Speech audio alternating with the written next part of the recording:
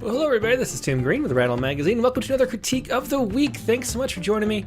It is Friday, March 29th, the last critique of March. I don't know how it's over already. March was like one of the fastest months I can remember. Let's see, we got a great crowd already. I see a huge number of chat comments. We got Winston Munns here, Gary Rosen, Evan Gore, we got Rose, we got Dee Coleman, Angel Heartlight. Katie Dozier is here. Hey Katie. Tom Barlow, Rebecca Kate Clayton Clark is here, Sharon Ferrante, James Langford, Dick Westheimer, Ethne Longfellow, yeah. Cindy Putnam Guntherman, we got Morgan Feeney, we got Lisa Seidenberg, James Spencer, Jimena Archivala Monterrubio, good to see you. Mary Keating is here, I might have already said, Jamie Thomas, Nancy Sabanik, yeah, great, James Spencer, Monica Dobos, another poet. Great cast of characters over there. And on Facebook, it's just a dying platform. We do have Tara Maslick McMahon. Good to see you too. Yeah, it just doesn't show Facebook to anybody anymore. And on Twitter, who the heck knows? It's not even Twitter anymore. It's X. On X, who knows? So anyway, this is a Critique of the Week. We do this every Friday. We do it different ways. If you're a regular contributor, I try to get you up to the top of the queue. But if I don't recognize your name, don't see you here at all, we're still welcome. We love to have your poems up for critique to try to help everybody get better at writing poems and communicating. And so if you aren't a regular contributor, we just go in reverse chronological order, the order they were received.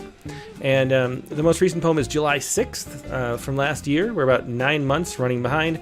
We'll try to catch up on as many as we can. Hopefully get through, I don't know, July would be good. But we'll see how much we can do in the hour, or a little extra maybe. Now, as always, the purpose is to give that workshop experience, to leave as many comments as you would in the chat windows. I mostly watch YouTube, but I'll take a peek at Facebook too. Twitter has chat, but I don't know how to find it. Well, I've searched. I can't figure out how to find it while it's live running. So anyway, we're going to dive right into these poems now.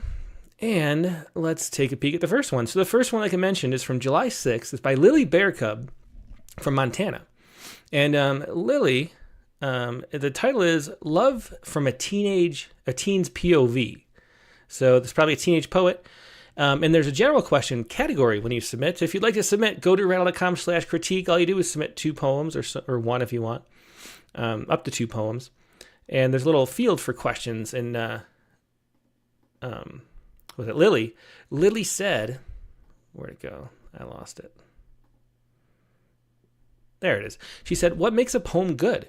What is the most important part of a poem? That's a general question to open up. And maybe we'll read the poem, then we'll talk about it a little bit. Okay, so let's see this poem. Love from a Teen's POV. And here we go. And my computer is fixed, by the way. Something was weird last week, or on Monday. Some update made it all weird, and then I closed it, and the next day I reopened it, and it was like fine again. So I don't know what the issue, but I can actually see all the buttons that are necessary to do the show. So that is great. And here we go. Look how easily I transition over to the screen view. Wow. Okay. So Love from a Teenager's Point of View. The title is in the file, the name of the document, but not in the title. If you do, a lot of times you see this. It's nice if you include the title in the document too, so we can see it too as we read. We don't really, as we're reading submissions, as you're going through the submission queue, just the document flashes up when you click next, and so we wouldn't see the file name, so we wouldn't really know that was the title. So include that in the document. But anyway, Love from a Teen's Point of View. This is a teenager's point of view, or POV, of love so lucky for you. I'll keep this short and sweet for you. What is the point? We watch TV and see that love never lasts. So why need a first kiss? Is it even as magical as they say? How do you know it's the right person? What if I don't know how? It's all a waste of time. So why give someone your heart? They'll probably just step on it and give it back. Then it'll feel like it can't be fixed, no matter how many Band-Aids you put on it. What do I know? I've never had a first kiss. Maybe it is magical, like seeing a sunset in summer. I guess I won't know until it happens. So until then, good luck to those of you with partners. So that is Love from a Teen's POV. And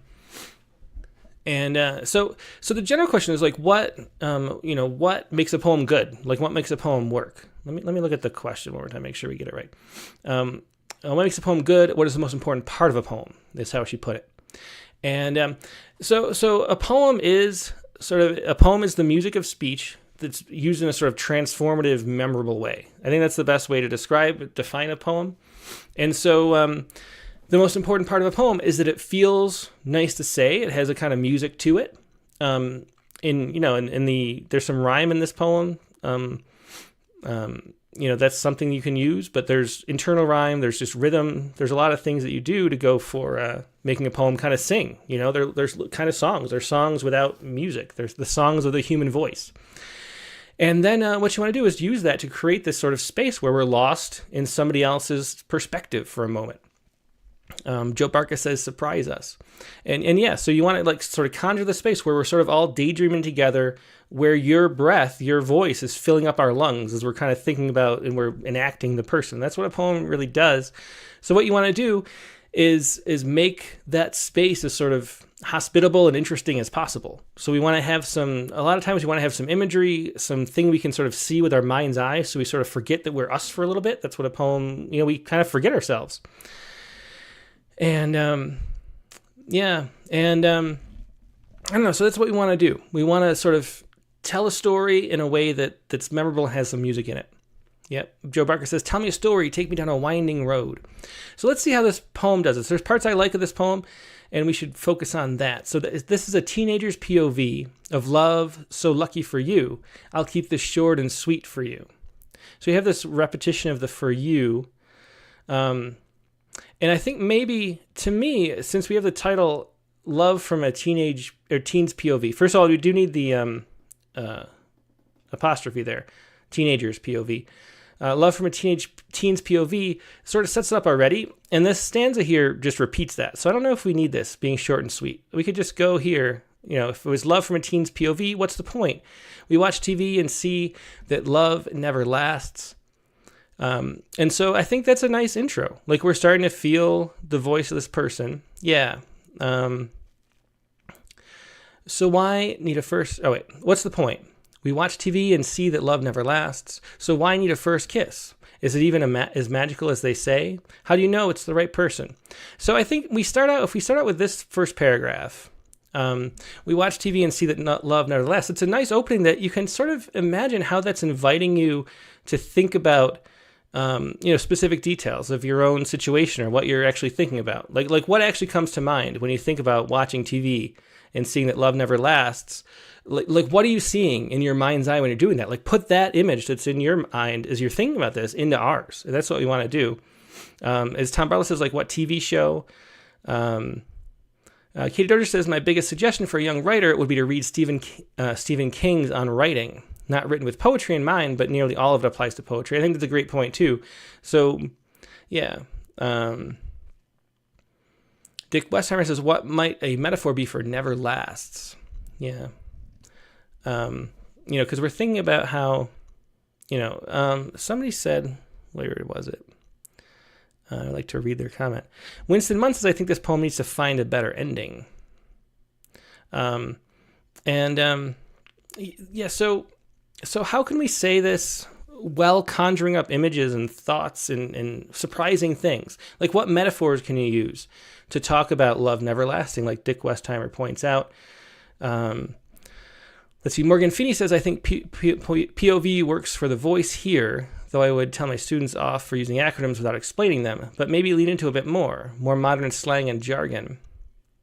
But Joe Barker says details, and that's really the thing that's missing. So we want, we want some kind of music in the way that we say things, but we want really details. Like, we really, if we sit down, whoever's going to read a poem or listen to a poem really wants to know what's going on, like what to think, what to see, what to feel. And so let us know with specific details about what's actually going on in your mind. It's the details. It's not being general. It's being very specific and detailed that makes a thing come to life and makes us sort of forget that we're ourselves for a little while. We get to be you for a little while and see what it feels like to walk in your breath. And so think about places as you write like this where you can create an image or a little scene. And so, I mentioned the TV already. You watch TV, like what are you thinking about? What do you see when you watch TV? What are the characters doing on the screen? Who's sitting next to you? Is it a dark room? Is it, start to describe things. Instead, it goes to this more general place. So why you need a first kiss? Is it even as magical as they say? How do you know it's the right person? Like, these are the ideas that you want to explore in the poem, but we want to explore them in a sort of a way that uses imagery and symbolism and indirectly. A poem is something that attacks kind of your thoughts and feelings indirectly, so we can get a better handle on them. And so how can you, instead of talking about this directly, how can you talk about this indirectly, is what you're sort of always searching for when you're writing a poem. What if I don't know how? It's all a waste of time, so why give someone your heart? So again, this stanza 2 is a little bit summary and explaining what you want to write about without really diving into that. They'll probably just step on it and give it back. Then it'll feel like it can't be fixed, no matter how many Band-Aids you put on it. And so no matter how many Band-Aids you put on it, like that thing, it's that line, maybe you start thinking of like what it would look like for how many Band-Aids, and that's another opportunity to expand into an image, into a symbol.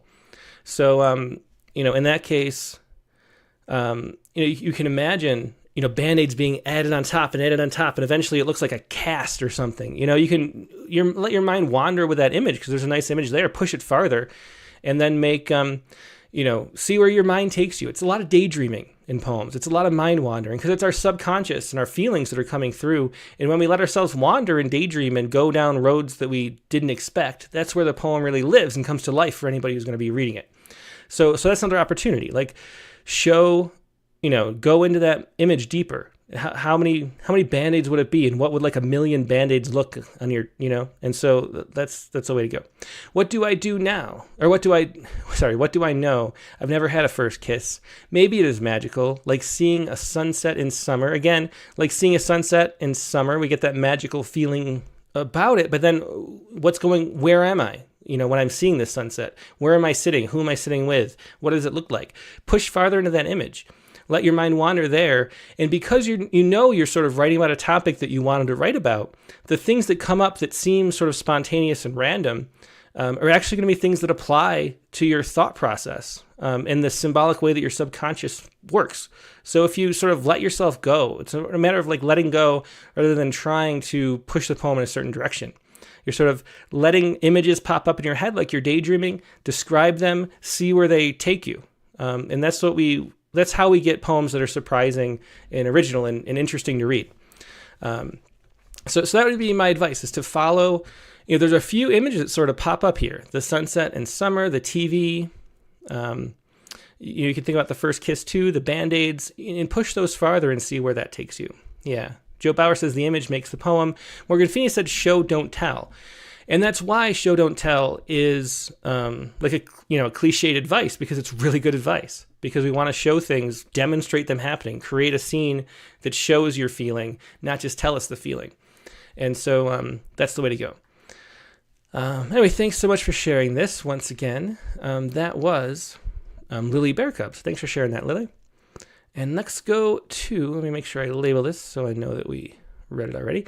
Let's go next to another July 6th submission from 2023. This is Lorraine Gidiafer from Gaborone. General question, the poem's called Maria. General question, what would you say are things that people add to poems that immediately turn you off? What are non-negotiables to add to a poem? And what makes a perfect poem? Well, let's see what we have here, and we'll talk about those a little bit more. So this was pasted into the body of submittable submission, which is totally fine. So we have it right here. Have you ever been in love? I am but a man, helplessly and irrevocably in love with a woman, the most astonishing woman on earth. I see her in everything, the trees, the wind, the sky, the clouds. I feel her gentle presence around me wherever I go. Now I am standing in an art gallery studying a painting. At first glance, I see splotches, fuzzy strokes of yellow, blue, and green plastered and incongruously muddled together. Yet somehow it makes sense. I see her golden, bouncy curls that gently frame her petite round face, I see her in her favorite blue dress, the one that shapes her body and accentuates every single exquisite curve on her body. I see her on her grandma's farm, lying in the soft, plush green grass. Her cheeks so rosy, so soft. I can almost reach out and touch her. I see this excellent symphony of yellow, blue, and green. I see Maria. So that is the poem. And again, the question's up here. You can find the blog of the poet, who is Lorraine, there. And the question's up here too. What would you say are things that people add that immediately turn you off, and what are non-negotiables to add in a poem, and what makes a poem perfect? Well, first of all, there's no perfect poem, I would have to say. There's individuals are all unique and interesting. I mean, everybody is. We're all such rich people that it's always interesting to hear the story of your life and what's going on in your mind when you express it clearly and when you tell us something that's important. And you can sense when something is important. So tell us that stuff and tell it clearly and honestly and authentically, and we'll be interested. As sort of advice I was giving to the last poet, the other advice I was giving too applies in a lot of this poem as well, is images, details, specific things, not things that are sort of generalized that, this poem falls into some kind of generalized type things. The trees, the wind, the sky, the clouds, like what do those look like? And then some of the descriptions are sort of general too, even though, her bouncy curls frame her petite round face. Like those aren't really details that have a lot of emotional weight. They're just sort of general descriptions of somebody's face. And that's really not that interesting to somebody, or to a reader that doesn't know who you're talking about. It would be interesting to the person who you're writing it for, to Maria. But to us, we don't really care about that level of detail. We care about what details have emotional content, what details carry meaning. And so the poem picks up, I think, the next line, though. When I see her favorite blue dress, the one that shapes her body and accentuates every single exquisite curve on her body, there's the repetition there. I think that might be a little too much. But then I see her on Grandma's farm. So see how this blue dress, the image of a blue dress, which is very specific. It's not just a dress, but it's a blue dress, leads you into that image. And then you're seeing this figure, the person you're writing about, the subject, on her grandma's farm, lying in soft, plush green grass. So then for a moment, we start to get the scene that builds up. We get to sort of see and feel the person a little bit. And that's like where the poem actually begins. So the poem was it called Maria? Yeah, it was called Maria. That's sort of the beginning of the poem. Maria, I see her on her grandma's farm, lying in the soft, I wouldn't say soft, plush green, that's a lot, but the soft grass. I mean, soft grass is sort of always green. If it's not green, it's not soft. So, but anyway, I see her on her grandma's farm, lying in the soft grass, and then run with that image. See where that takes you, and describe it in actual ways that it's actually appearing to you in specific detail, because detail is what makes us connect and sort of dive into a poem too and go along with you. So that's what you want to do there. I think that's where the poem really starts. But then unfortunately where the poem starts, you kind of drop the poem at that point. So all this stuff is sort of preamble, where we're trying to, fish around to make something sort of happen, to start daydreaming. And then when I think, to me, it's when her blue dress comes out, and then the farm comes, where it becomes interesting. And that's the start of the poem. And then run with that image and see where it takes you. Yeah. Okay, let's move on. We're trying to move as fast as we can to these poems, but if there's but similar things. So also, listen to the first commentary on the first poem, because that all applies as well. All right, did I get the questions right? Well, yeah, no such thing as a perfect poem. Things that turn you off are cliches. Because cliches are don't stimulate your mind. They don't make you think. They don't actually create images. A cliche is something that it's like chunked into a concept and doesn't have all that imagery and stimulation going on from it. And so we don't want cliches, of course. You want a voice that has some kind of a sense of one person actually talking to another person. A sense of authenticity is really important too. Yeah. Katie Dozier has one important point. For things like the grass here, only describe the grass more if it's significant different than what you would expect, i.e. most grass is soft and green, so no need to describe. That's a really good point too. Like we want the details. We want details that have importance. And so emotional importance. You can sort of feel your way through a poem and feel what details seem like they're important to you, and then follow those. Okay, but we will move on to the next poet, and we are up to July 12th, 2023. Rania Guy from Lancaster, California, right down the hill from me, kind of. Except we are getting 2 feet of snow tonight and tomorrow, and Lancaster will be all rain. That's the difference. So this poem is The Wizard of Armageddon. So very interesting title. We didn't have a chance really to talk about the titles from the first 2 poems. We were talking about other stuff. But this is a good example of a good title because it's interesting. The Wizard of Armageddon. I'm curious about it, and it had enough detail that I'm curious. Let's see. I want to read someone like Tom's idea. Where's Tom's?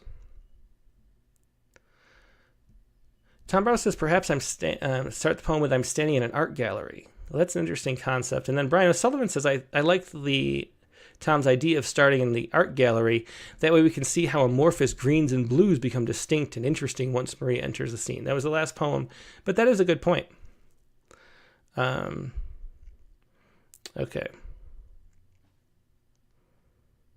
Anyway, The Wizard of Armageddon. Yeah. Okay, The Wizard of Armageddon. A bit long, but entertaining. Please comment, tell me what you think. Okay, well, I don't think that's the first line of the poem. In the twinkling of an eye, suddenly flash.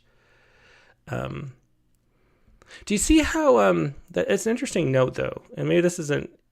When we read, we do see things before we read them. It's not like we're focused.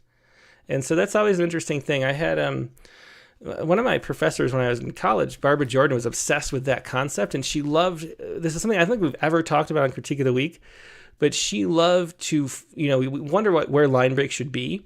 She liked to move line breaks around with the idea of like different things, like of millions being on top of each other and stuff. And so you would sort of see things in clusters like that. But anyway, when you have the flash in all bold, even when you're reading in twinkling of an eye, you're already reading flash 2 out of the corner of your eye. And that's something to keep in mind. One of the reasons why we don't like bold or all caps is because it stands out so much that it's a little distracting. And that's what we mean when we say distracting, actually, because it pulls you out of the poem, reminds you like a sign on the page. Anyway. And how long is long? Let's see. Okay. Here we go. The Wizard of Armageddon. In the twinkling of an eye, suddenly flash. Just like that, millions of people are missing. I want to turn this down a little bit. Millions of people are missing. Just like that, in the same way Dorothy and the Wizard of Oz surprisingly was caught in the tornado and landed in Oz. So again, we get the first 3 poems all had these kind of repetitions. And they're the kind of repetitions that don't add anything except for a sort of echo effect that sort of weakens the poem.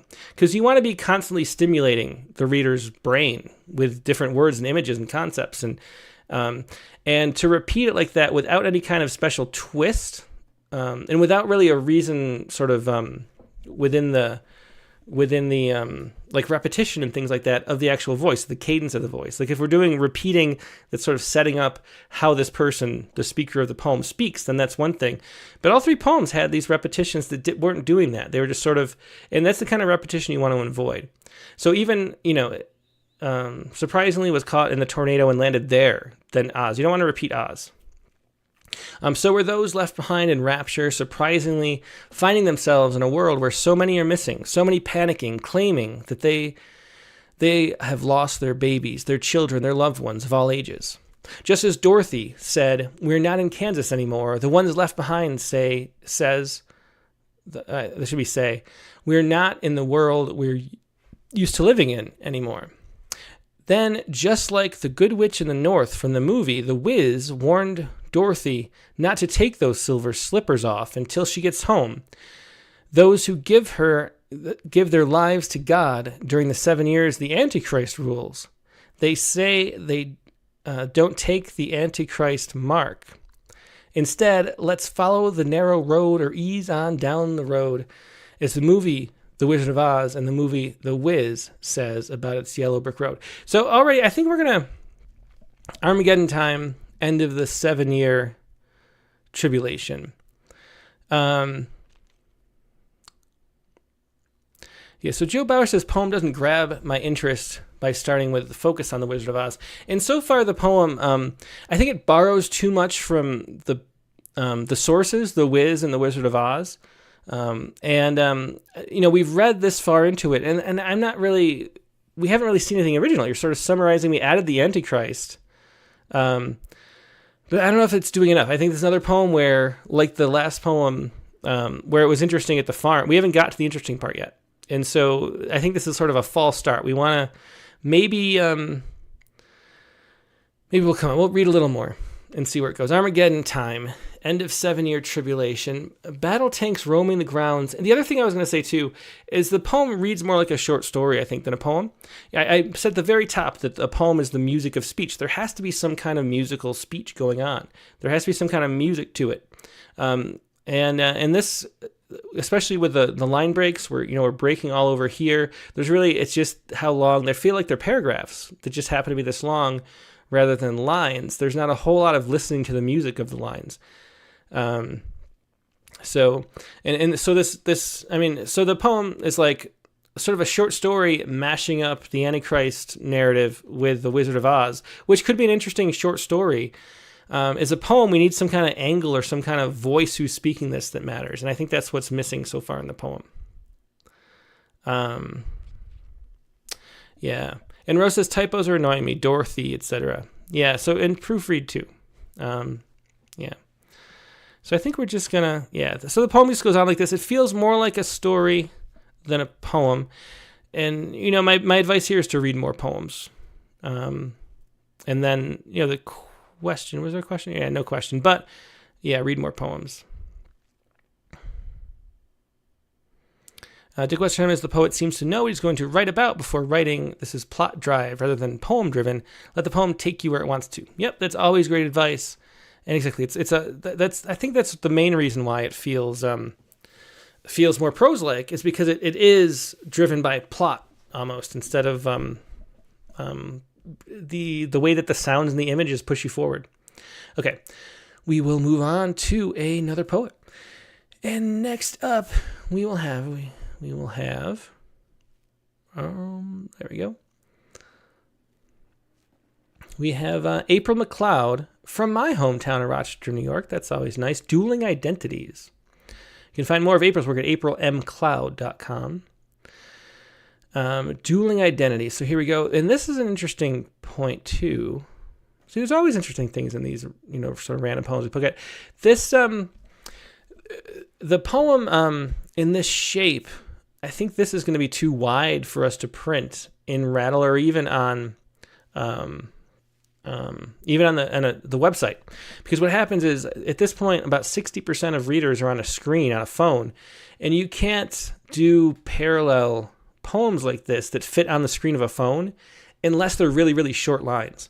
And so the combination of lines as long as these, make it, you need a special size book, or you need to turn the text in the book, and you need a desktop computer that can't really be displayed as a on the main things. And that is a consideration that we take into, it has to be presentable in a way that people can read and appreciate it. And I think this, for us, if it was a submission, these type of poems, which people do sometimes, while they're interesting, it has to be short columns or they just don't work. Okay, Dueling Identities. Let's read the poem though. And there's nothing wrong too. If you want to, some books, do I have? I was thinking of Cliff Mason's book, which is like Runaway, I think. But that they had to print in a long, because he wanted such long lines. There's other poets that have done that too, and you can do that especially for a book. But for a magazine, it's tough to change the shape of it for one poem. And that's why you see sometimes people flip it 90 degrees to get a little bit more space. But anyway, Dueling Identities. And so a poem like this, I'm never sure exactly how to read either. Are you supposed to read across or down? And that's always the thing that I could, enter into a poem like this. I'm not sure, but let's read them across. I'm a person. This is the kind of thing too. I should have said that if for a poem like this to work, you can do more of a call and response type thing. So instead of having it be 2 columns, which is really tables, you can have I'm a person, and then underneath I'm a person italicized, and you can go back and forth like that. So it's a kind of call and response if you want that format. But anyway, let's read it. I'm a person. I'm a person. I'm disabled. I'm queer. I'm a disabled person. I'm a queer person. I'm a person with a disability. I'm a person with queerness. I'm a person with accessibility needs. I'm a person with queer needs. I'm a person who needs access. I'm a person who needs rainbows. I like that. A visible disability, out. An invisible disability, closeted. Disabled, queer, not abled. I'm going to stop there because all the advice that I had in the previous poems applies to this one, which is that we need images, we need details. Like this is sort of presenting in the way the first poem did. It's telling us what you want to write about, but it's not giving us any like access into a deeper vantage point of that. It's sort of it's adding labels. And it's the whole show don't tell thing, which we already talked about in an earlier episode. So show more. Tell us, let your mind wander, spin up the daydream, and then follow the daydream. Yeah. As Joe Bauer said, there's no music here. Like we need some music, we need some imagery.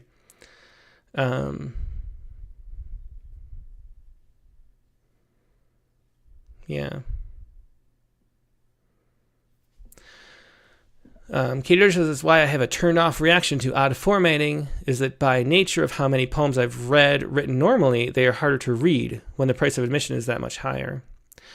Cindy Guntherman says it's like a grocery list. And yeah, we don't want, even a grocery list, the details of what's in the list can be interesting. You can write a list poem, but they have to still be concrete, surprising, interesting details and that show and don't tell.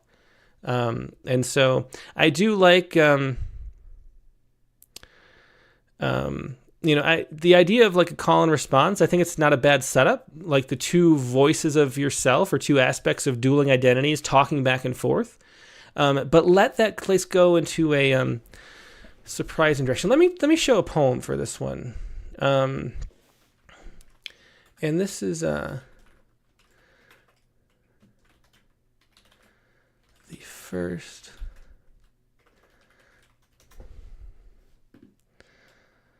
So this is Michael Mark for the Poet Respond poem for Thanksgiving in 2016, so 8 years ago. And this is the first Thanksgiving exactly. And let's, it's only a minute and a half. Let's let Michael Mark read it. Here we go.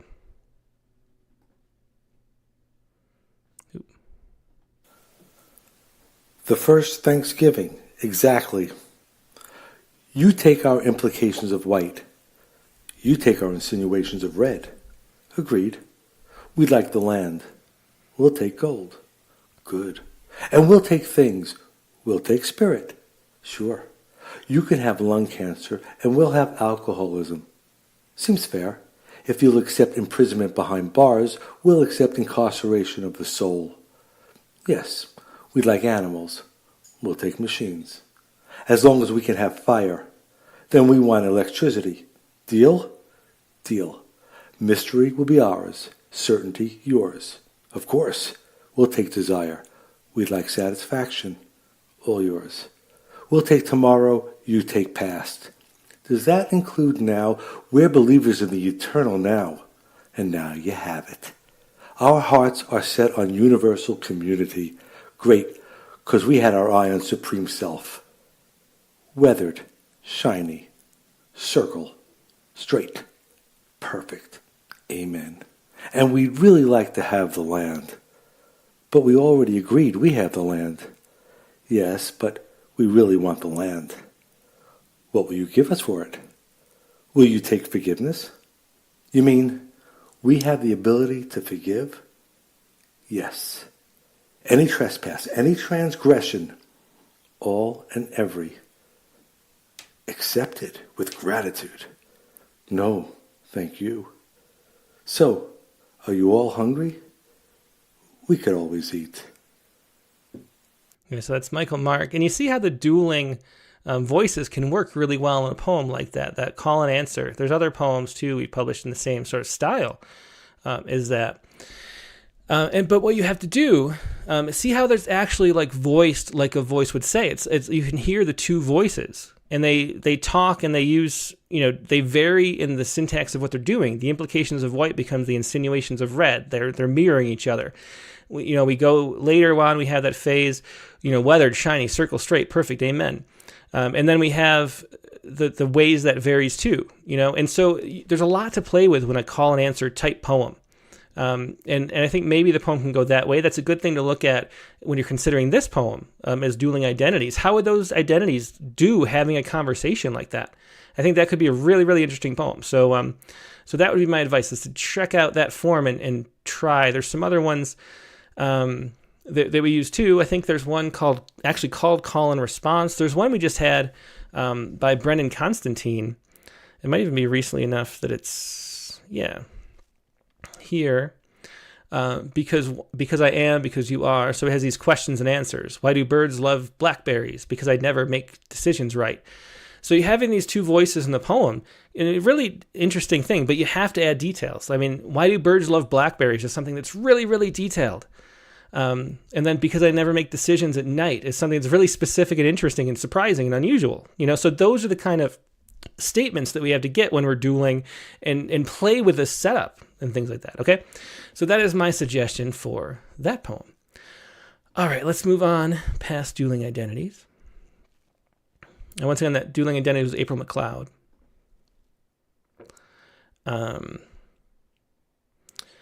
Reflections of Self. This is a lot of questions here. The poet is Jessica Schellenhammer. And Jessica says, I think both of these pieces might be too long, and I'd like to see what you'd cut out of each, if anything. Part of it could be that I'm not used to writing poems, so it feels weird to me. Also, the worth of blood kind of comes as a surprise. I was trying to write about something completely different, but this is what came out. Well, that's always a good sign. We haven't read it yet, but that's the kind of impulse you want to follow. I didn't expect it to go this way, but this is what wanted to come out. Like, we're listening for what the poem wants to say. A poem is sort of a message from a unconscious part of our being, and or the collective unconscious or something, or God, who knows what it is. But it's the voice of something else that we're trying to find and get out on the page what it wants to say, not what we want to say. And so that was what was missing in a lot of the previous poems. So it's a good sign that it's going in a surprising direction. I felt quite a bit lost in metaphors as I was writing and didn't know what I had until I finished. It would be interesting to see how you would streamline and shape the poems, okay? So here is the first one. We'll see what I've got. Once again, the poet is Jessica Schellenhammer from Pennsylvania. There you go. Where are you from? Beep, the IVR system screeches. The next call in an unending queue. A pregnant pause. I have no choice but to engage. The caller's voice invades whether I'm prepared or not, and I never am, but I pretend. Spanish accent thick as miel de caña, parroting our company's scripted greeting. My words ignored, she immediately labels me an outsider. I think there's supposed to be no period there. Her response takes a moment to register. Where are you from? She repeats. Words are drawn out like rivers of honey. This is my least favorite question. Her deliberate enunciation serves as a reminder of my otherness, as if my worth is determined by my origins. I flip through the pages of my history, unsure of the response she seeks, for I am from many lands. Dread fills my body, a boulder forms in the pit of my gut, deep in my bones. I know what she is asking. Nausea swells as the boulder painfully ascends to my chest, where it sits as heavy as the plane I flew in. I'm from the Dominican Republic, I say. Slow, deep breaths, counting the silent seconds, seeking calm within the storm. I wiggle my jaw, releasing the coiled springs of tension, tightening it. My nails form half moons on the soft flesh of my palms. I sit on my hands to keep them from shaking. I hate that question, but more so the response, hers and mine. She lowers her voice to a whisper, replacing my name with slurs and derogatory tones reserved for people like me, my name erased. Perhaps it's fear of the unknown that drives the onslaught forth. Seen as a threat of her resources, here to breed and take what is rightfully hers. Motivations aside, the script confines me. My name remains forgotten. Pools form in my mud-brown eyes and spill, standing in a crossroads torn between assimilation and defiance. I mute the line as I seek composure, voice as sweet as sugarcane. I ask, is there anything else I can help you with today? A glance at the clock, plodding along as it counts down so many hours left to the end of my shift. Yeah. So this is interesting. So a lot of the poem, I think it really takes off. And once we get into that scene, so here is another example for the previous poets we talked about, how much a scene becomes compelling. And so once it becomes a sort of scene that we can sort of be a part of, we lose ourselves in that. The whole rhythm of the storytelling picks up too. You could hear that as I was reading it. It actually works better. It flows more. And that's the kind of thing we're looking for to enter a poem. That's what we're talking about. And so once it gets to the where are you from, I think, and maybe it's this first metaphor, the words drawn out like rivers of honey. I mean, there's something like words drawn out like honey, but then rivers of honey makes it a little more interesting. And I think maybe that is what leaps it into sort of the more imaginative space where poetry sort of flourishes. Anyway, and so I think there's a little too much sort of preamble. This is, and where are you from is the title. I think maybe calling, we take a long time to get into where the poem is really singing. And I wonder, I mean, do we really need this? Maybe we can get the details from here. The IVR system screeches, the next call. And what is IVR? What does that stand for? Interactive voice response. Okay. And that is the word for, like the phone tree, the IVR system.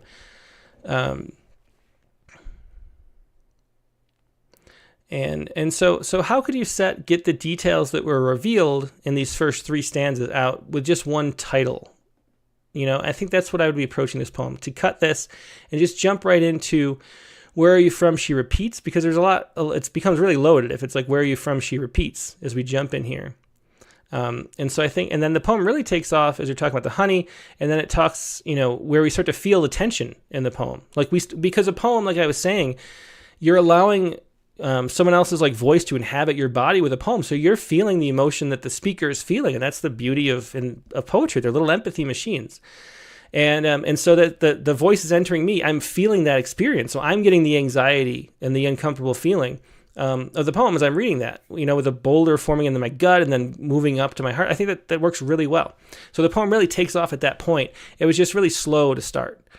And so finding a way to get that information out as quickly as possible with only what's necessary would be my main advice for this poem. And then it works pretty well.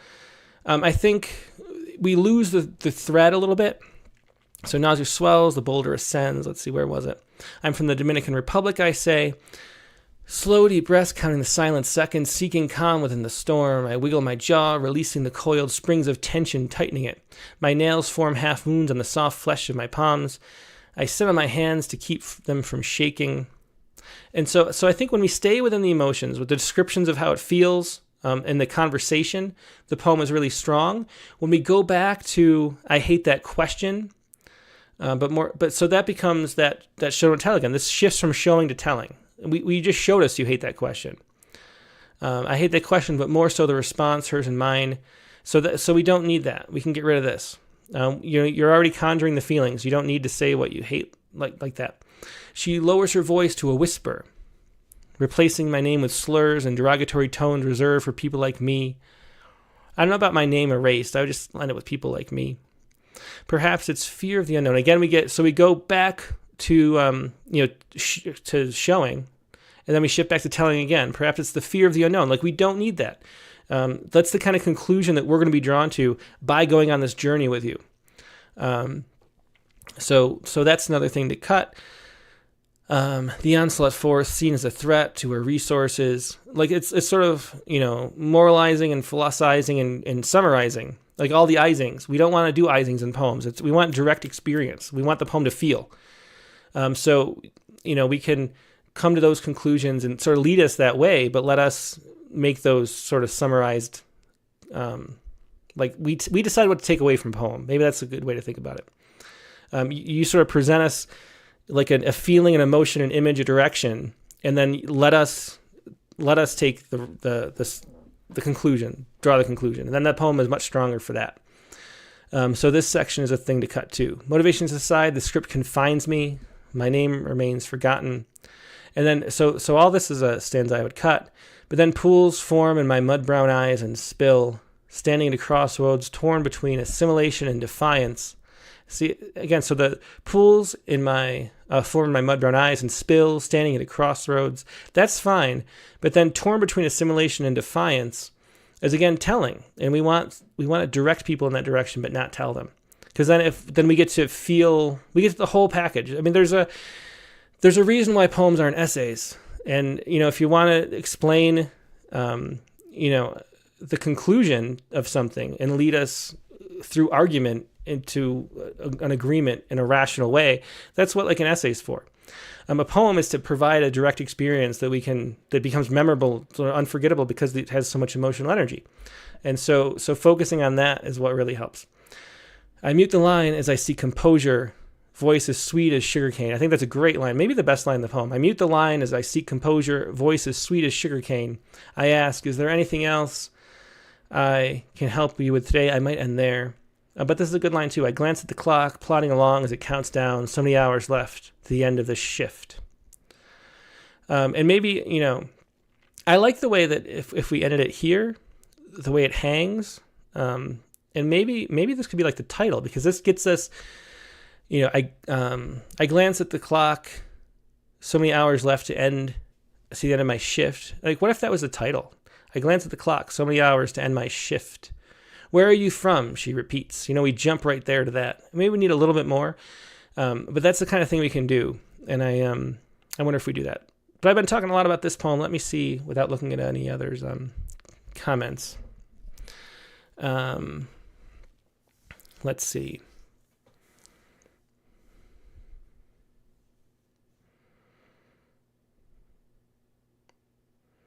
Yeah, so... Yeah, James Spencer says, this grabbed me, but there are lines that announce theme assimilation. Yeah, the theme, you don't want to tell what the theme is. You want to let us feel it. Mary King says, the poem has some great parts, so I think it needs to be condensed. Good description of her response to the question. Words are not like rivers. Let's see.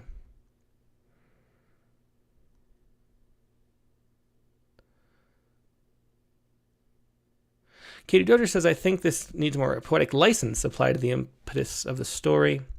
I already did this once, but let me do another poem from Rattle. But it is a great example of poetic storytelling.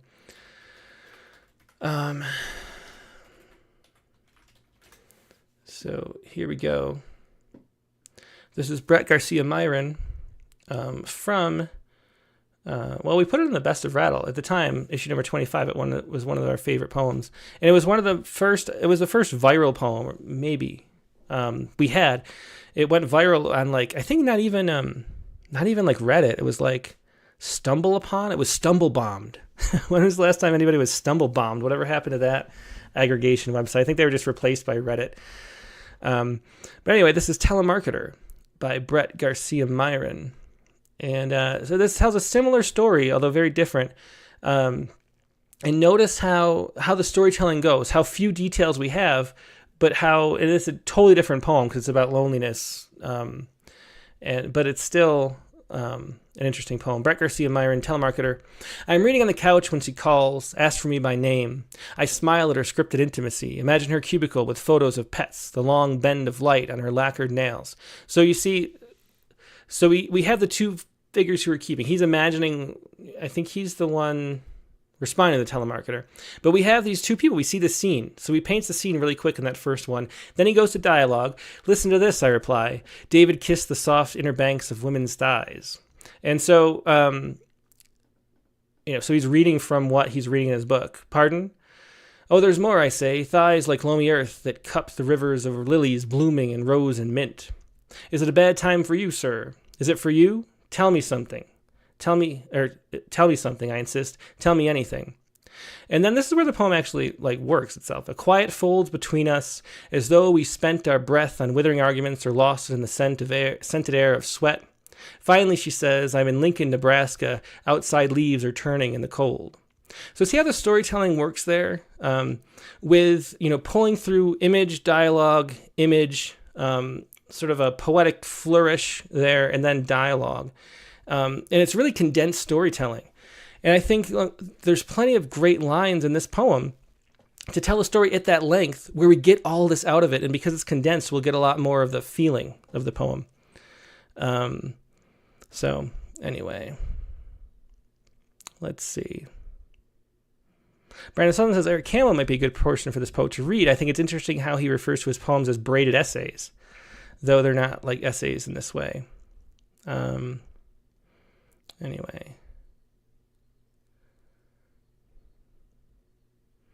Winston Munn says, I think the tension here is being attacked and not being able to respond because the work is needed. Yeah, well, if it's somebody talking to a telemarketer, the question, where are you from, is a very loaded question because they're going to be racist and go off on them. And so I think that's what comes up and that the tension builds from that. I think it works really well. So, so I think the story is really clear. It's just there's too much to it. And I think we can cut back, like I said, and focus on, notice how, even though it's a totally different topic and on PC as well in this older poem, but notice how there's not any of that, this is what I'm talking about. It's talking about how, really how loneliness functions and how, like, even though it's bizarre and upsetting a little bit the way he behaves, there's still a sort of longing for some kind of real connection. But none of that's ever mentioned. It just tells the story really straight. So if we do that in this poem, we would get a lot of feeling out of it. We would get all the same feelings and more, without having it be described to us. And I think that's the target for this, is to pull it up shorter, focus more on the actual feelings that they're running with. And yeah. Chris Becker says, this is not a telemarketer, this is a service center. Well, yeah, I know, obviously. It's different setup. It's just a poem where it happens to be about a phone call. And I pulled that up because I wanted to show the way that scenes and dialogue are used in this poem. I wanted to point out that I'm reading on the couch when she calls, and then he imagines where she is and what she looks like in her cubicle. And then they do the dialogue, and the dialogue is poetic. But there's not a lot of, like, exposition. Yeah. Okay. Well, anyway, those reflections. No, those where are you from? Let's take a look at the other poem too. Again, the poet right now is Jessica Schellenhamer. Here we go. The Worth of Blood. As I ponder selling my blood for analysis, a million reasons come to mind about why no one will find it special. Life-giving ruby-colored blood runs beneath every house universally known for rubies, with their bright red luminance are essential. Rare gems worth mining, the sound as they are uncovered is worth a listen. They bring the most crucial message. All desire to share the wealth, blood-red rubies litter the street corners, smelling of cigarettes and cheap perfume. On the streets, where crimson flecks stain platinum-plated grins, the rubies steal the show, their allure captivating, casting shadows that dwarf the gleam below. As I retreat from those dazzling streets, I find myself silently gutting my empty house, seeking treasures within. My pickaxe strikes an equally coveted vein, not rubies, but a precious find nonetheless, quietly understated in its presence, a lost treasure now unearthed. A deluge of platinum ores fills my basement, resounding as the wall breaks. A memory's echo reverberates within the sound, and I hear my father say, "You can't make money selling your blood." His words lay my dreams barren in a pile of rocks, and I wear the weight of disappointment like a cloak. Reflecting on my father's words, I make my choice. I conceal my platinum, knowing that anything it could have said, the rubies have already told. Yeah. So anyway, this poem is really interesting. I love the surreal nature and the way that works as an extended metaphor. And this is, again, to go back to the previous poems that didn't work, because they weren't following the lead. They were talking about the topic rather than letting, following along where your mind wants to wander. This is an example of a poem feeling, the poet listening to where the poem wanted to go and then going there and running with it. And I think it's great. Yeah, there are a few things. So Morgan Phoenix is a little confused if rubies or blood is the platinum plasma. Yeah, I don't know. There's a little bit, but the surrealness I think works all right. Let's see. Yeah, D. Coleman says, "Grabbed my attention when the father spoke." And again, like with the other poem, there's parts where the poem takes off. So one of the things, just the general advice I would give to the poet, is to listen to where the poem is sort of taking off. Like, develop that ear of where it's working the most, so then you know what to cut. I think this might have been a title that started first and the poem went in a different direction maybe. And it was like the impetus for the poem. I think the poem could use a better title. The Worth of Blood, I'm not going to expect it to be a good poem. It's sort of a melodramatic type title. And so I think something that would be more interesting and surprising in the title itself is a better way to go. So think of a different title, because I think that the title it undersells the poem. As I ponder selling my blood, that could be the title. For analysis, a million reasons come to mind about why no one will find it special. So, that could be the title. Anyway, life-giving ruby-colored blood runs beneath every house, universally known for rubies, with a bright red luminance are essential. There's something... PMB says the price of plasma, maybe.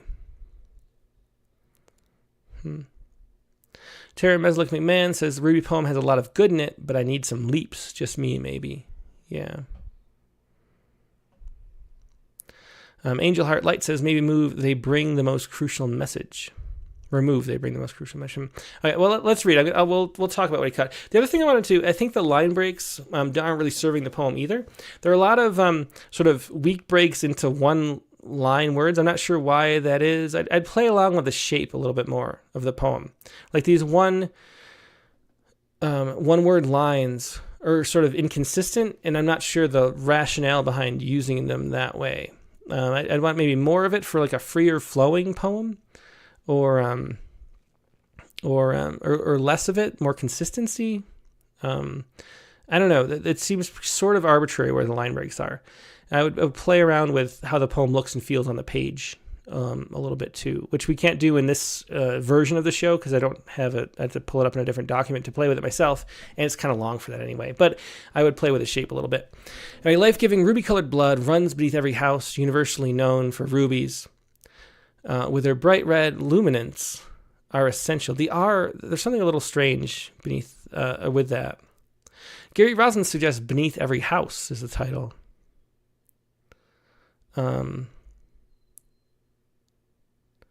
This is a sentence here though, and there's two like nouns. I'm not really. It doesn't really make sense to me. The R is wrong. Life-giving ruby-colored blood runs beneath every house, universally known for rubies, with their bright red luminance. Like, why doesn't the sentence end there? I'm a little confused. But anyway, rare gems worth mining. The sound as they are uncovered is worth a listen. They bring the most crucial message.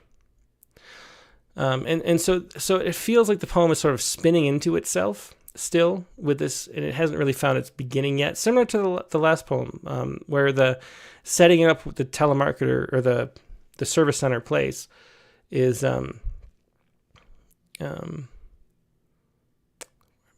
sorry, I'm reading comments as I talk, which I shouldn't do. But so it doesn't take off till here. As all desire to share the wealth, blood red rubies litter the street. I like the life-giving ruby-colored blood runs beneath every house, universally known for rubies. Maybe leap from there to on the streets where crimson flecks, or maybe blood red rubies litter the street corners, smelling it. Yeah, maybe jump to here. So just jump from rubies, like jump down, skip this stanza. On streets where crimson flecks stain platinum-plated grins. The rubies steal the show, their allure captivating, casting shadows that dwarf the gleam below. Nice sounds there, some internal rhymes. And as I retreat from those dazzling streets, I find myself silently gutting my empty house, seeking treasures within. My pickaxe strikes an equally coveted vein. Not rubies, but a precious find nonetheless, quietly understated in its presence, a lost treasure now unearthed. A deluge of platinum ores fills my basement. So this is where the poem really starts taking off. When you imagine the speaker actually like mining into the house with a pickaxe and all the stuff that's coming out. Joe Barr says, I'm puzzled by platinum-plated grins, and I'm kind of puzzled by that too. Manitoba says lots of gerunds, maybe rephrase into more active verbs. That's good advice as well. I think what we have here is a really imaginative story that needs to be harnessed a little better. And so sort of pull back a little bit, maybe retell it with a voice in mind. This is one of the poems which I say often, but imagine some actual person saying the poem to another actual person. I mean, if it's you telling your mother, your lover, or your friend, or your priest, or something like that, or like, a doctor telling a patient, or whatever. Just imagine some actual person telling another person, so that the voice feels authentic, like it would be real with storytelling. And I think telling the story through some kind of voice like that feels a little more authentic would help a lot. Yeah, Joe Barr says, why platinum? I'm not really sure. I mean, they're the jewels, and maybe the platelets become platinum and the red blood cells become rubies. I mean, it's a surreal thing. That's not something for me I get caught up too much on. It's more the structure and shape of the storytelling that I'm interested in. But what I really love, where the poem really sort of takes off for me, a deluge of platinum ore fills my basement. So we're getting this great images of the house being picked apart for its treasures buried in the walls and veins. It's cool. A memory's echo reverberates within the sound, and I hear my father say, you can't make money selling your blood. I love the father sort of interjecting in this daydream like that. That's really great. His words lay my dreams barren in a pile of rocks, and I wear the weight of disappointment like a cloak. I'm not sure why the like a cloak is capitalized there, but I like where this goes. Reflecting on my father's words, I wouldn't do that, but I make my choice. I mean, this is sort of rhetorically, it's again sort of a telling kind of expression. I conceal my platinum, knowing that anything I could have said the rubies have already told. I like the ending there too. I like this last two lines. So again, I think this is a poem where D. Coleman says I'd start with I hear my father say, and then backpedal a bit. I like where it is actually. I like the interjection. So the main takeaway from both these poems is to really focus on storytelling within a poem. These are narrative poems, even though they're very different. I mean, one's telling an actual story of an interaction, and the other's this daydream, like this dreamy-scape, strange, surreal type story. But they both have to have storytelling elements, and so really focusing on how to tell a story concisely is the thing to do with this. Okay, let's try to do one more poem before we go. And last but not least, it's nice to get through 6 of them. Last but not least is William Wessinger. It's got 2 poems. Yeah, whatever. Let's do it. William Wessinger from Friday Harbor, Washington. It's a nice place there, Friday Harbor. Both of these poems contain concrete elements. Do they work? FYI, these poems are part of my poetry sequence, Must I Revise My Life?, in which I search for answers to what one can do to prevent the fall of democracy. Well, that's a ambitious project. So my goal was to answer the question for myself, but I also want readers to ask themselves that same question. So do these poems achieve the goal? And of course, how can I make them more effective? I'd also like your opinion of concrete poems in general. Thank you for this opportunity. So here we go. So some concrete poems we're looking at here. And hopefully I can get this all on screen. Really interesting shape here. Egg for the Triumph of Evil. Egg for the Triumph of Evil. And here we go. And you can see, I'll show you the shape. We have a really interesting shaped poem. And the idea when they're interesting, shaped poems are nice. You have to worry about it fitting on the page and being readable for people. And I think this might be, I don't know, it's close. It might be a little long. So you need oversized pages. Again, we talked about it before on this episode. Let's read it. January 6th, the Capitol building. My friend and I watched the mob engaged in what some Republicans claim is legitimate public discourse. Outside, assaulting police with stun guns or gradients of gray, bats and flagpoles wielded as clubs, sky islands, hills, grumbly winds to overthrow a president's election. Nag the twisted fur, but inside, what can we do? I ask. I am in front of the fire, reading, napping. Flag-wrapped rioters were open to the orange glow my shins are warm from, attacking not just cops, but stoking the flames. I eat biscotti. I sip my skim milk. Democracy. I am getting a gun. I'm cocooned at peace. Or maybe we're supposed to split. See, this is the problem with reading poems like this. Suddenly I'm wondering if it's supposed to, outside are gradients of gray. Yeah, I think this splits into two. It makes it really hard to read, which is kind of interesting once you figure it out. But it's to have read half the poem, and I only discovered how to read the poem. So I think it does go down each way, and that's interesting. Because it's an interesting shape and unusual. I'm willing to go along with it, but it's hard. Yeah, Gary Watson says concrete poems are hard to code on a web page. They definitely are, and that's definitely true. Anyway, I think so. We go at the colon, we split, which I didn't realize at first. So let's read it from there. Outside are gradients of gray, sky, islands, hills, grumbly winds nag the twisted fur. But inside, I am in front of the fire, reading, napping, open to the orange glow. My shins are warm from stoking flames. I eat biscotti, sip my skim milk. I'm cocooned at peace. I'm nestled inside the silent house, my wife asleep. When we are ready in the kitchen, waiting, cinnamon-sugared toast or strawberry jam or on muffins, bacon and eggs or a bowl of oatmeal with berries or nuts, some with cheese, I hear the clock tick, but each morning passes much like the next. So that's really interesting, and that's sort of nestled in this other column. Assaulting police with stun guns. Bats and flagpoles wielded as clubs to overthrow a president's election. What could we do? I asked. Flag-wrapped rioters were attacking not just cops, but democracy. I'm getting a gun, he said, to defend my house. As though the mob, hungry, would be at his door next. A tactical shotgun loaded with buckshot. Famous movie lines, go ahead, make my day. Hasta la vista, baby, connect us to the world of make-believe where violence solves all wrongs. In this new 1984, truth is called fake news, and lies, they say, are truth. My friend doesn't need buckshot. He needs a course of action clear enough to get him, us, doing something to thwart all this. But so many months later, we still don't know what. So that is a very interesting concrete poem. And I think, is this a grenade that we're looking at? As far as the shape, maybe not. I'm not sure what the shape is. It's interesting though. I do like a lot the way that this this one sort of world is nestled within the other poem. Yeah.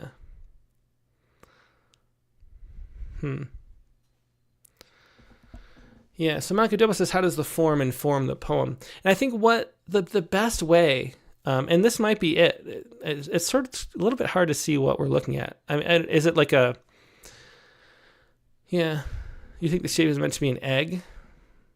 Is the egg nestled in something? I mean, this is like an egg, this section, but how is this like something holding an egg? Yeah. Oh, there's William Weisinger. The shape is an egg. Interesting. So it's the egg for the triumph of evil. I'm not sure what, but it's neat. I like the way that this is. Lisa Seidenberg said, I think it is both an egg and a grenade. Well, cool that William Weisinger is here, and his poem randomly came up today. So anyway, I really like the shape of this poem. I think it's neat. It's a interesting use of the shape. There's a lot of ways you can interpret it, which sort of let the mind sort of wander. There's sort of flowering possibilities of interpretations. So I like that aspect of it. PMB says it's a Fabergé egg in a display stand. Maybe I just never seen a display stand of a Fabergé egg. But yeah, that makes a lot of sense. And of course, the hint is in the title.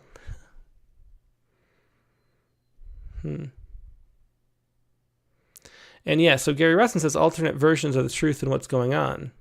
Yeah, I like the idea of the two things. The person in his sort of delicate cocoon is safe as a Fabergé egg, while all this stuff is swirling around. It's an interesting concept. Let's see. Yeah, Morgan Fee says, I think it would work better if it could be read both across, the way Tim tried it first, and down the second way. That's true, but that would be tough to do. PMB says, if you write a contrapuntal poem, it should work both ways.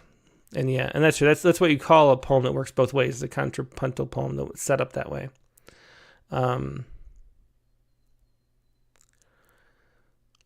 Yeah, so James Spencer says, to paraphrase Auden, out of the quarrel between we make rhetoric, out of the quarrel within we make poetry.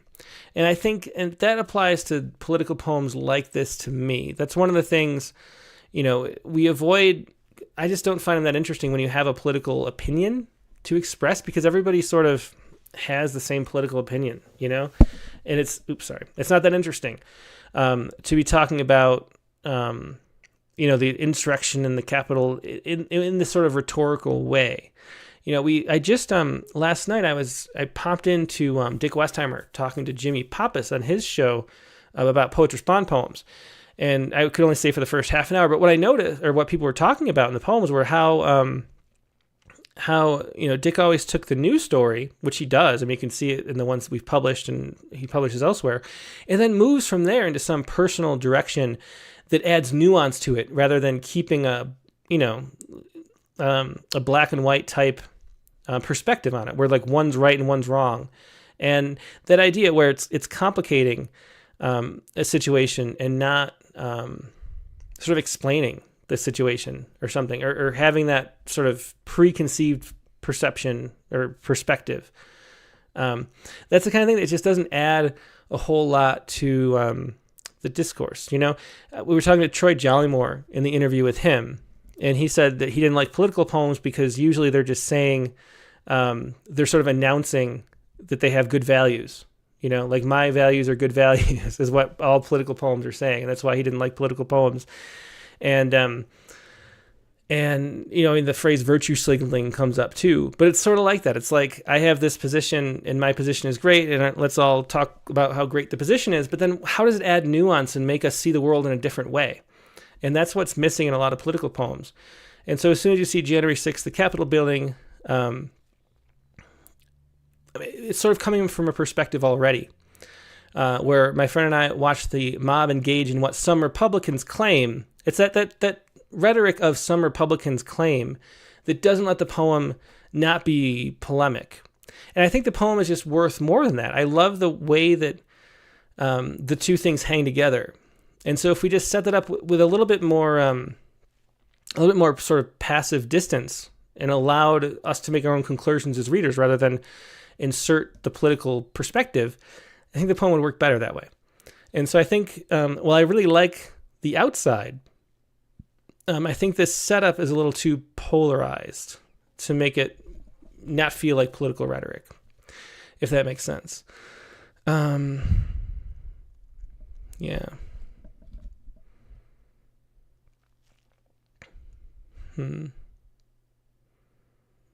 Yeah. Trying to see if there's any other comments. James Langford said, I get the impression that one is shielded from the hostility of the world. See, that's the kind of thing. If you let the nuance of this sort of shape in the two sort of worlds that are sort of sitting next to each other, you get interesting interpretations like that. And what we want to do with poems is tease out the actual complexity, and not to talk about Ian McGilchrist's that whole conversation, The Master and His Emissary, all that kind of stuff with the left and right brain. His newest book is called The Matter with Things. And it's because the left brain is so focused on its preconceived ideology in the focused thingness of everything. Everything it sees as an object and as a position, that's already sort of has its structure. The poetry is the stuff of the right brain. That's all the complexity and nuance of the world. And you lose that when you have this sort of cap at the top that inserts your own ideological perspective. And if you don't have that, if you let this be more neutral and less rhetorical, then you get these interesting interpretations like James Langford. I get the impression that the one is shielded from the hostility of the world. And so I think it's just to have a little more distance from your opinions, I think, in poems. Brian O'Sullivan says, sometimes I think the best political poems are anti-propaganda poems, exposing the flaws and the rhetoric of others without creating propaganda of its own. Yeah. Angela Hartlight says, yes, half the readers could be turned off instead of everyone gaining new insight. And that's another great example, too. I mean, not like a lot of, conservative type people are reading poems because of just the way, well, there's a lot of reasons for it. But you would want a poem that makes both sides of the political perspective think in a different way and have some kind of bridging of that. And so just for poems like that, it's just so much better to use poetry as a force for complicating and bridge making. Let's see what the other one is, and then I should turn this off. But really interesting. And as far as the concrete poem goes, I really like this shape of the poem. I think it's really interesting and adds something. The next poem up is Landscape with the Fall of Icarus. And so here we get another one. And this is a little less clear what it is. So this is the shape of this poem. I'll turn this off for a second. So there's this this sort of hills here. I'm not sure what that is. And then I'm not sure what we're seeing, but maybe we'll figure it out as we go. Okay, Landscape, and I'm not sure how to read this either. Landscape with the Fall of Icarus, after the poem of the same name by William Carlos Williams. When democracy falls, it will be spring. Farmers will be plowing their fields, and college kids who ought to be studying or demonstrating will be looking out. So already for me, I think I'm reading it right. I mean, that's my first guess, is to read still, across and not dip down, and to sort of, even though the poem is concrete, to conform to left to right and line by line. James Spencer says wings. Clayton Clark says a bird. Okay. Yeah, Icarus is wings. Katie Dozier has a great thing that I should have mentioned. I'd recommend this poet read Tishani Doshi in her article for poetry on shape poems. And yeah, she does have a whole bunch of them in her book. A God at the Door, which you can see on the shelf right there. That's my shelf of books I really like. I love Tishani Doshi. And A God at the Door is a great book. She has a whole bunch of shape poems in there, including the Speedo one, I think, that we published in Rattle. But yeah, so definitely check that out as a thing to go. So this, I think, to me, it makes it difficult to sort of figure out what it is and what, Wings of Icarus, I guess that makes sense. But why this shape? And it makes it difficult to read. I'm not sure this one might be a little too difficult as far as it goes. But let's keep reading and see. College kids who ought to be studying or demonstrating will be looking out their windows, dreaming of love under the beckoning sun. When democracy falls, it will be summer. Plump peaches will drool down our chins. When democracy falls, the woods will be orange. Will the cities be red? When democracy falls, the cold of winter will shrivel our hearts. When democracy falls, we'll still have democracy. TM. Use of this trademark without consent of the owner is forbidden. So few will notice the last quiet splash. I like the ending. Yeah. Yeah, so it is wings, and that's how it's hoped to be read. I noticed earlier in the poem, there's no line gap. This line, and this is the next line. That makes it a little more difficult to know where to go as you're reading. Whereas later, there's an extra gap, which kind of makes sense. I'm not sure. I mean, I get that these are wings, but they're hand-drawn on here. And somehow, is this the sort of trail, the cartoonish trail of Icarus falling through the... I'm not sure. And then, the splash is obvious. But why is it shaped like this? The wings are up here. Yeah. Angel Heartlight says, I love the end. And I do too. Yeah, and so Monica, thanks for pointing this out, because I forgot. The democracy Where did she go? Monica Doba says that comment about TM takes me out of the poem. I like it. When democracy falls, we'll still have democracy. And I think this is too sort of cute to have this part. I would just leave it. When democracy falls, we'll still have democracy. And then so few will notice the last quiet splash. I really like this ending. I think it's the best part of the poem. Morgan Fee says, I think it's the spine. So this is the body of somebody? I interpreted this as like the splash. I don't know. It's hard to tell what the shape is doing here. And again, we also have the issue as we did before with this. I think this is too wide to present in any kind of traditional size paper and things like that, which is always an issue too. And I would, if I publish this in an issue of Rattle, I would try to be thinking of ways to condense it and make it so it fits and it can be presented in a nice way. Yeah, so this one's a little hard. I think the other one worked a little better as a shape poem, although I love the ending. Let's see. Yeah.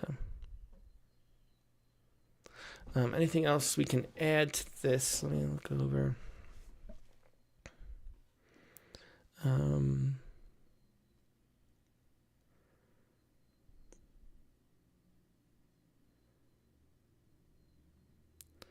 Yeah. Okay. Well, I guess that's all to say. I think we already talked about the political stuff.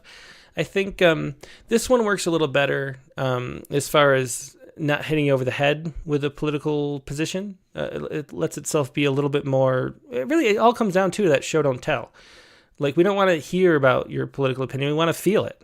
And so that's kind of a part of it too, where the first poem went a little wrong, and the heading, the beginning of it could be improved.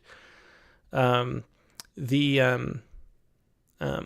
poem is a little better because it just talks about a little more directly when democracy falls and lets it be a little open-ended and lets us jump to those conclusions ourselves. So I think as a poem, this works better than the last one.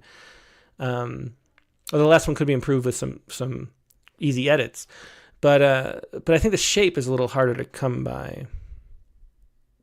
Mark Grinier says the epigraph should be above the wings, centered on the title. So it's after the poem of the same name by William Carlos Williams. Anyway, I guess it's my opinion of this one. I think it's a little stretched. The shape here is a little stretched. Doesn't add anything. Whereas with the last poem, if we switch back to that last poem, I feel like the last poem, the shape really added something to it. And it felt a lot more purposeful and a lot more polished too.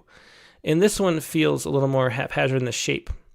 Even though I think the poem is a little less, it's a little more ambiguous, and I think political poems should be a little bit ambiguous to be effective as poems. So I guess that's my opinion of that. We got to wrap it up. We're 24 minutes past the point that we are supposed to be done. But thanks everybody for joining me. This has been a critique of the week. We're going to do it again next Friday, like we always do. Let's see. And I should also say that the Poetry Space just dropped with Katie Dozier. Katie was just here. We had a great conversation. Dick Westheimer was there. Joe Barker was there. Brian O'Sullivan was there.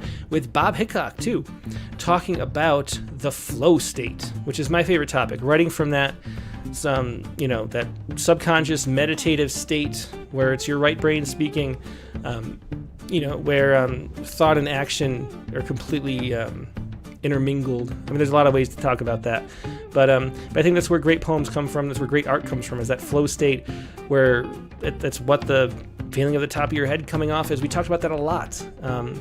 For an hour, listen to some poems by Bob. Really fun episode. Check that out by going to the Poetry Space on anywhere you get your podcasts. So that just dropped this morning.